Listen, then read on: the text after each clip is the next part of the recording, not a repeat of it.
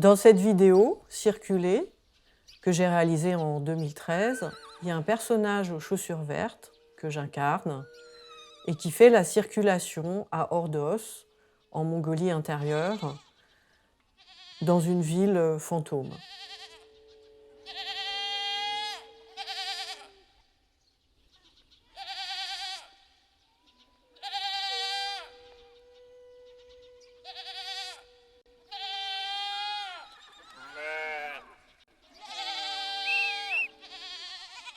On entend au loin les sons des animaux du peuple mongol qui était jadis nomade, chassé par l'urbanisation intensive et qui viennent hanter la ville déserte.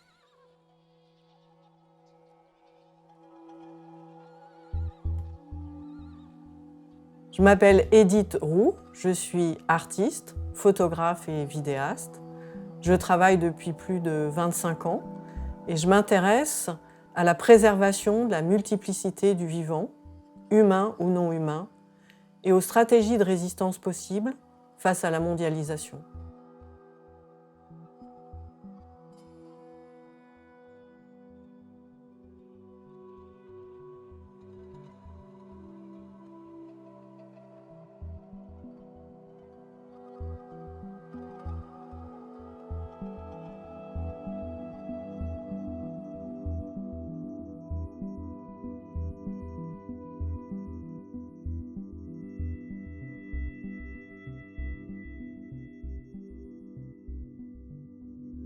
C'est le symbole de ville fantôme parce que c'est une des villes les plus importantes qui était prévue en fait pour 1 million d'habitants et qui, alors aujourd'hui je ne sais pas exactement combien d'habitants il y a, mais quand j'ai réalisé le travail, il y avait à peu près 30 000 habitants.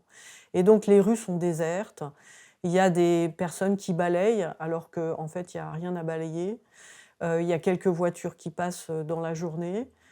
En fait, la ville est artificiellement maintenue dans un état de propreté et de fonctionnement, mais il manque la chose essentielle, c'est-à-dire les habitants.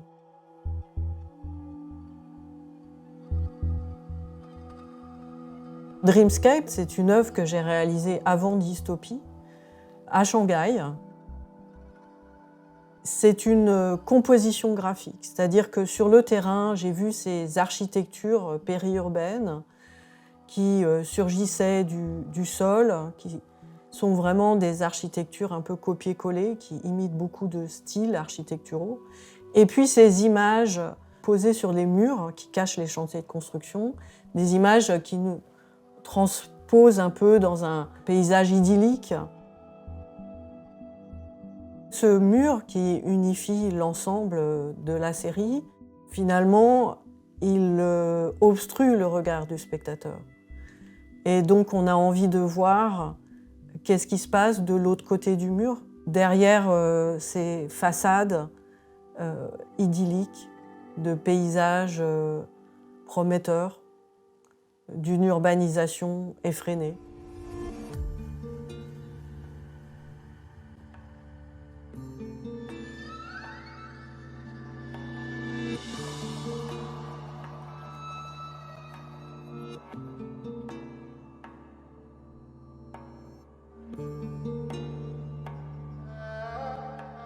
Dans mon travail, j'adopte des formes visuelles qui sont au service d'un projet et je m'enferme jamais dans un style ou une pratique.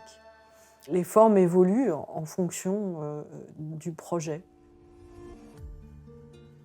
Les images sont toujours construites.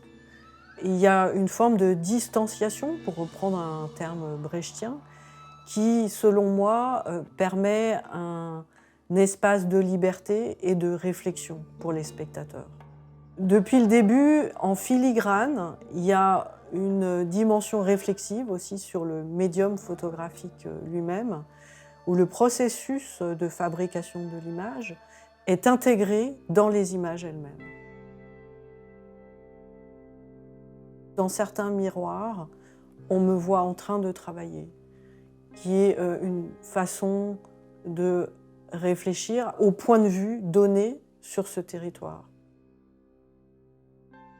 Les formes que je développe, elles me viennent assez intuitivement. C'est jamais conceptualisé à l'avance. Là, j'étais sur le terrain, j'ai commencé à photographier les ruines et puis après, il y a eu la présence des personnes. J'ai utilisé une profondeur de champ et un éclairage qui fait que les personnes se détachent du fond. Ils posent de façon très digne, mais en même temps, on sent la fragilité de leur présence sur ce territoire. Les miroirs, ça m'est venu après, c'est-à-dire que c'est aussi une façon de signifier le hors-champ de l'image et d'inclure le hors-champ dans l'image.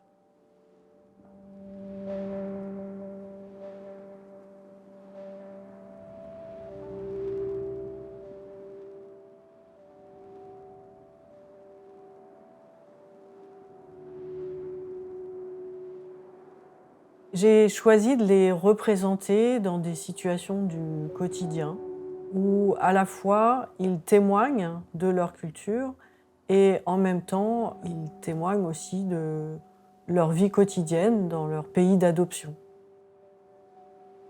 Ils ne sont pas représentés comme des victimes, mais au contraire dans différentes activités. Certains Ouïghours ne voulaient pas révéler leur visage parce qu'ils ont peur pour leur famille qui est restée sur place en région ouïghour. Devant cette censure, j'ai choisi de remplacer leur visage par des miroirs, mais des miroirs flous. Et le flou des miroirs renvoie en fait à l'opacité de chacun d'entre nous et aussi peut-être à cette part d'humanité qui nous rassemble, mais qui est au-delà de la représentation, qui est de l'ordre de l'invisible.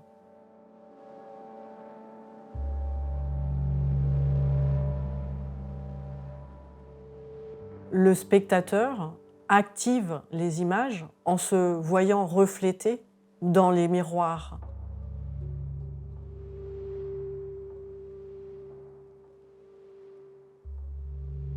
J'ai eu beaucoup d'admiration pour la capacité de résilience des Ouïghours en exil, malgré l'inquiétude et l'angoisse que suscite le manque de communication qu'ils ont avec leur famille restée sur place en région ouïghour.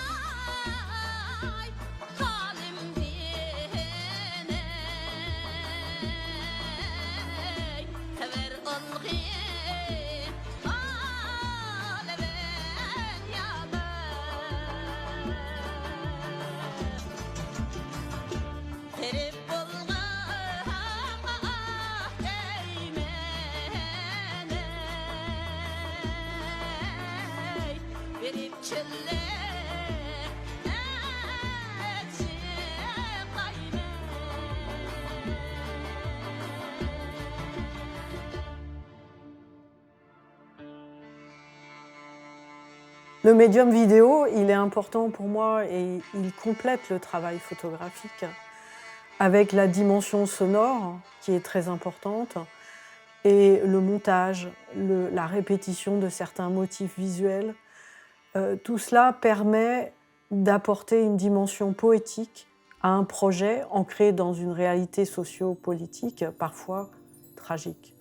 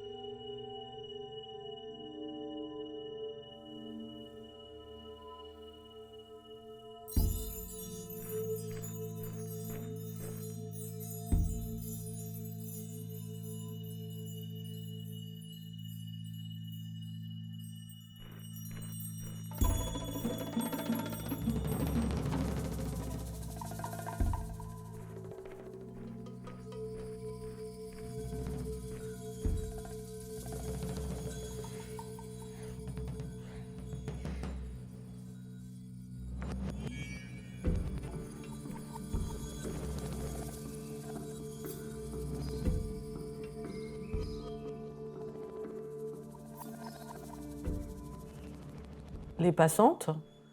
On pourrait dire que c'est une œuvre féministe, même post-féministe, qui déconstruit les codes hétéronormatifs du féminin et du masculin. Les mouvements chorégraphiés, reflets de nos altérités enfouies en chacun de nous donnent une perception non binaire du genre. Et c'était important pour moi de signifier que le genre ne peut pas être essentialisé et qu'il donne la possibilité à de multiples modalités d'existence.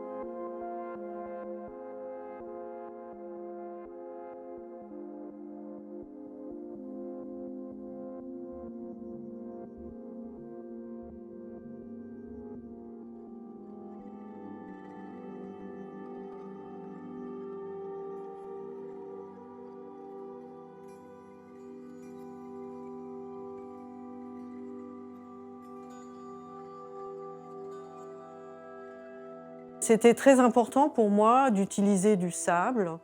Ce sable que j'ai collé donc sur cette photographie qui vient de Grand-Bassam, qui a été envoyé de Grand-Bassam jusqu'à mon atelier pour en fait signifier le partage de la mémoire.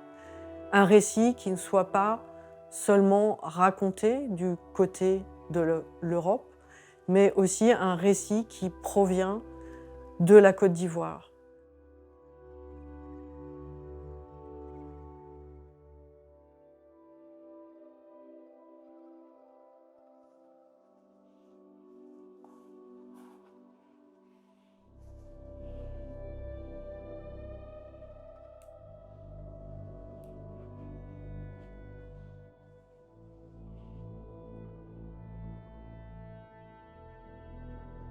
C'est une frise qui raconte le voyage du sable.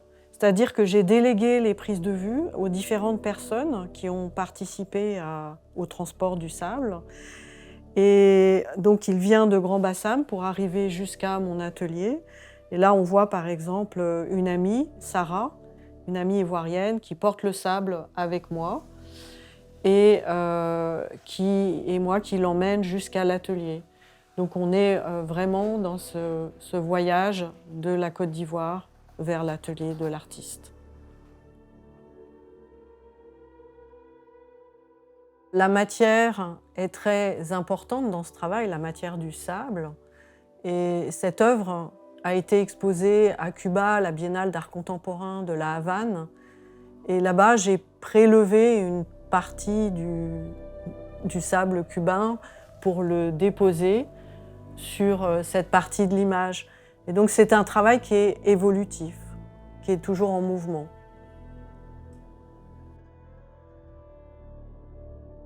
Mon travail part dans de multiples directions. Il est toujours ancré dans des réalités sociopolitiques, parfois même tragiques, mais la forme du travail cherche dans une certaine mesure un réenchantement. Il y a certainement une dimension utopique dans le travail qui cherche à activer les imaginaires. Donc on pourrait dire que c'est un travail rhizomique dont les racines s'enrichissent à la rencontre de nouvelles racines sur le fil fragile d'une pensée en devenir.